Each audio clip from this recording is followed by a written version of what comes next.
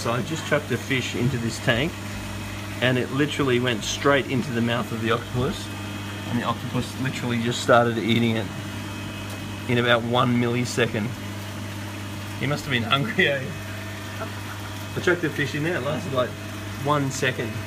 It just went boom, and now there's a fish inside there somewhere. Absolutely gone. That was cool, wasn't it? Mate, that fish is going nowhere. Yeah, I didn't even have time to get my video camera out. It's got eaten in a flash.